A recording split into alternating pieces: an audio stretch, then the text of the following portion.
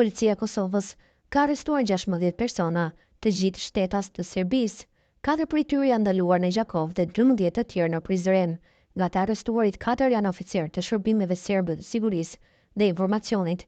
Të dhëna këto që i bëri të ditura vetë Ministri i Punëve të Brendshme, Xhelal Zveçla përmes një postimi në Facebook. E lidhur me këtë, për gazetën Bota sot ka folur profesori dhe doktori i marrëdhënieve ndërkombëtare Enver Bytyshi.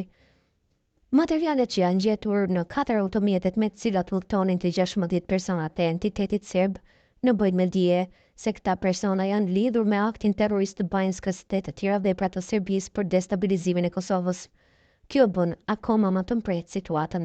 Ndërkohë, ka në këtë grup ish oficerë serb që kanë marrë pjesë në forcat militare të Serbisë për masakrimin e shqiptarëve gjatë luftës së fundit 1998-1999.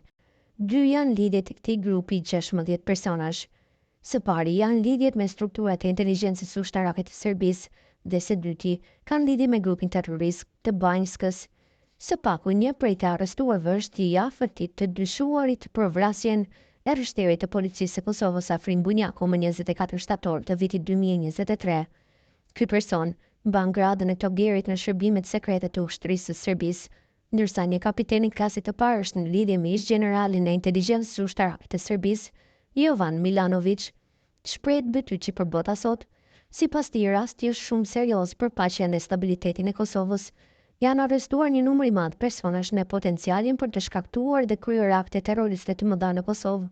Kësaj radhe, ndoshta caki këtyre akteve janë qytetet në jug të Kosovës si Prizreni, por edhe Gjakova. E në këtë rast këto akte mund të kenë si motiv hakmarrjen, për faktin se në këto qytete thuajse nuk ka më qytetar të etnisë serbe.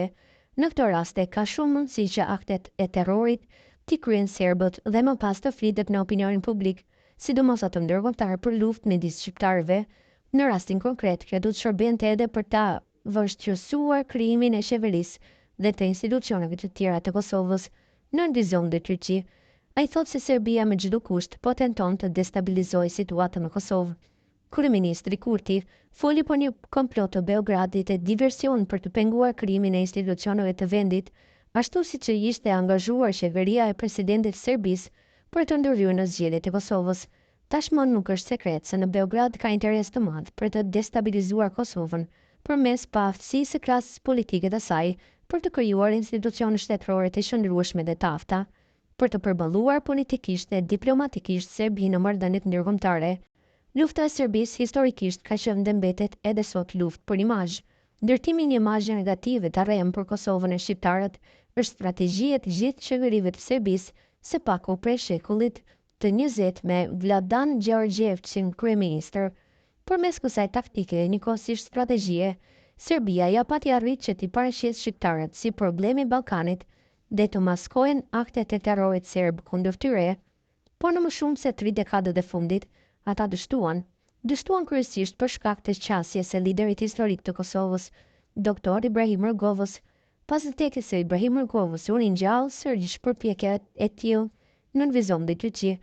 Edhe prania e 16 eksponenteve të shërbimeve sekrete serbe në Kosovë, në 4 automjete e gati në ilegalitet për pjesë në strategjinë e akteve të dhunës, për t'ia fatoruar më pas shqiptarëve për t'i paraqitur ata si kokfort njerëz që urrejnë serbët, të pabindur dhe destruktiv. Ndërkaq, me metoda të tilla, promovojnë viktimizimin serb kaq të sprovuar për suksesin e tyre në qasjen dhe opinionit publik. Ndërkohë, bën përshtypje fakti se 12 prej të arrestuarve në Prizren ka qenë të strehuar në seminarin ortodoks të Bogoslavisë.